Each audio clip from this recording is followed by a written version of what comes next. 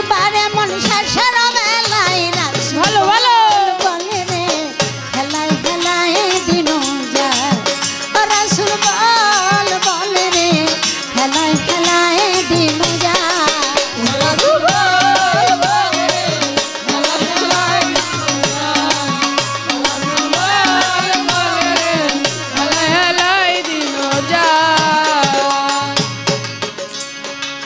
শেষ সাথে এমন একটা পেশ মারিয়া গেল ভুলি নাই কথাই আমার মনে হলো সেই জবাবটা দিতে হবে নইলে ছাড়বে না এই কথাটা বলবোই আমি শুনেন ঘটনা গো শুনেন ঘটনা শুনেন ঘটনা শুনেন ঘটনা ওরে জবাবখানি দিয়া দিব শুনিবেন সবাই হেলায় হেলায় দিন যায় রাসূল বলে রে হেলায় হেলায় দিন যায় রাসূল বলে হেলায় হেলায় দিন যায় রাসূল বলে রে হেলায় হেলায় দিন যায়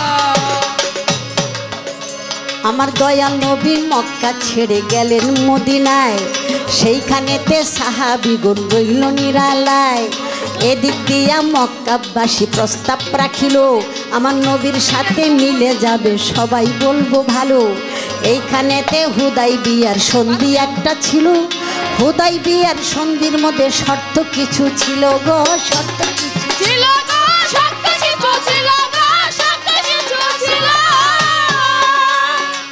শর্তগুলি কি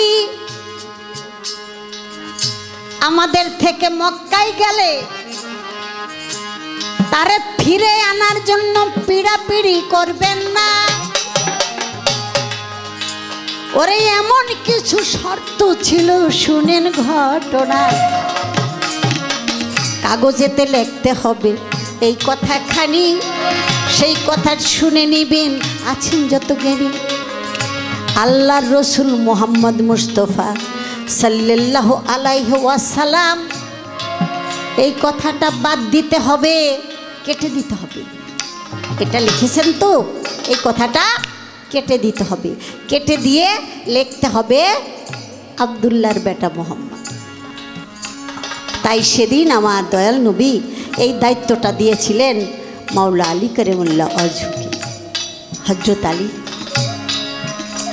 যাকে আল্লাহর রাসূল বলেছেন আহলে বায়াত পাকপান জাত আমার নবুয়তের সমাপ্তি আমার বেলায়েতের আগমন দুনিয়ার মধ্যে পীর মাশায়েখ পীর মুর্শিদ এই অলিয়া উলিয়ার যুগ চলতে থাকবে কিয়ামত পর্যন্ত আজ থেকে আমি আমার আলীকে আমার মাওলায়াত দান করলাম মাওলায়াত মানে অভিভাবকত্ব যার জীবনে কোনো অভিভাবক নাই যার জীবনে কোনো জবাবদিহিতার জায়গা নাই তার জীবনটাই কিন্তু ইবলিশি জীবন কারণ ইবলিশের কোনো মুরব্বি নাই মাঝি ছাড়া নৌকা যেমন এই ধাক্কা খেয়ে ওপারে যায় ওই ধাক্কা খেয়ে ওই পারে যায় সে কোনো সঠিক কুল পায় না তাই জীবনে যার অভিভাবক নাই যেমন যার মা বাবা আছে তারাও কিন্তু অভিভাবক কোথায় যান কি করেন মা বাবার কাছে অবশ্যই জবাব দিতে হবে ছেলে পেলে একসাথে মিশলে কত দুষ্টামি করে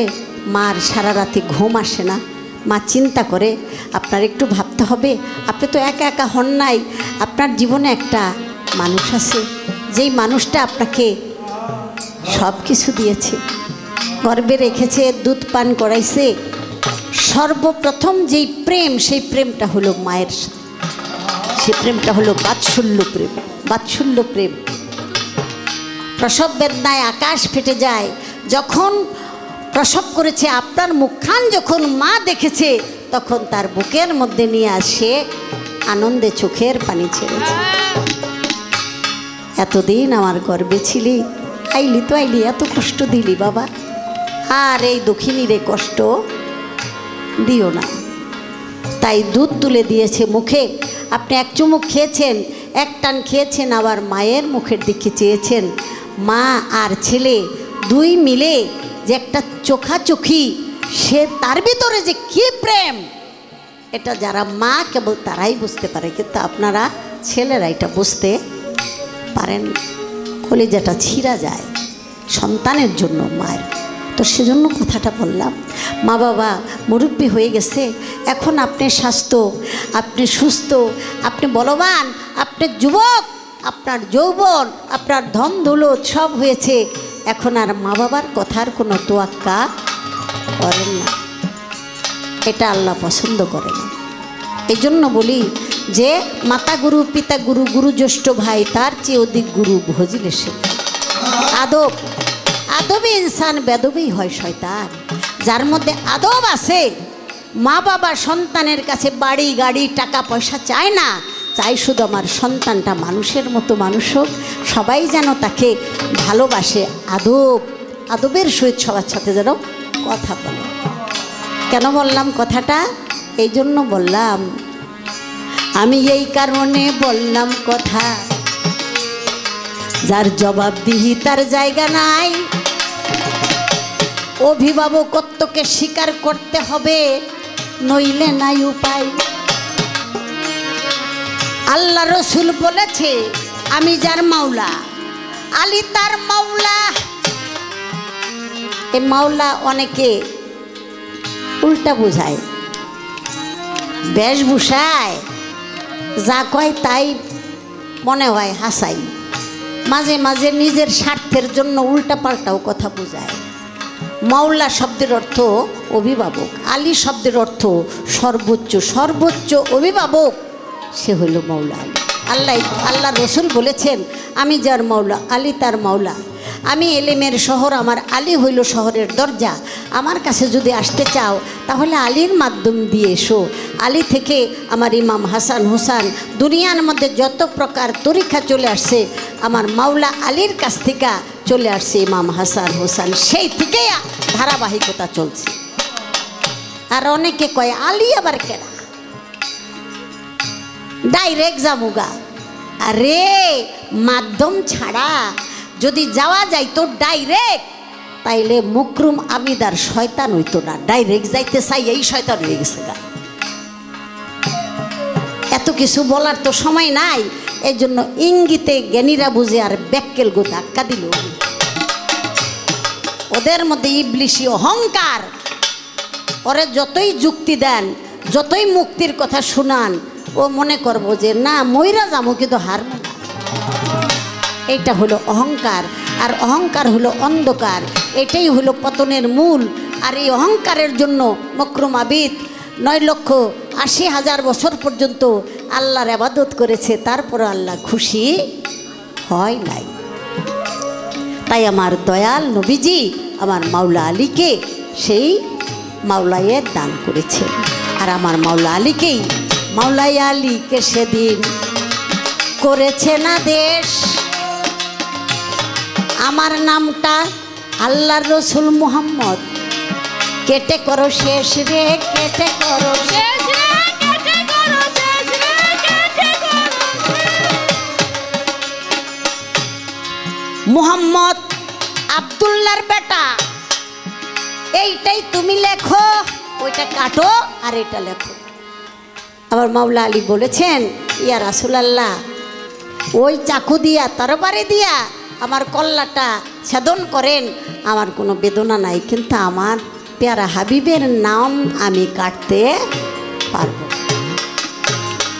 এই নাম আমি কখনো কাটতে পারবো না। আমি তো জানি, ওরা জানে না, আমি তো জানি যে আল্লাহ রসুল মুহাম্মদ। এজন্য আল্লাহ বলেছে, আমার রাসূলের অনুগত্য করো, তাহলে আমার অনুগত্য করা। তাই এই কথাটাই যখন মাওলা আলী কাটেন নাই, তখন আমার দয়াল নবী বুকের মধ্যে নিয়ে আমার দয়াল নবী নিজের হাতেই সেদিন ওটা লিখেছিল, সাময়িক ওদেরকে বোঝাবার জন্য। গণ্ডগোল চাই নাই, কোলাহল চাই নাই, তাই ওই মুহূর্তে এটার প্রয়োজন ছিল, এটা ছিল একটা কৌশল।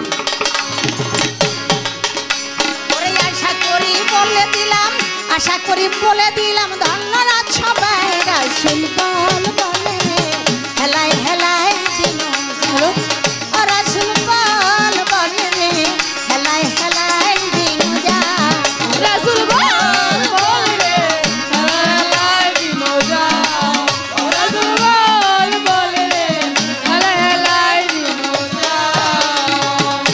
করিলাম দুইজনে, ওরে পাল্লা করলাম ভাই,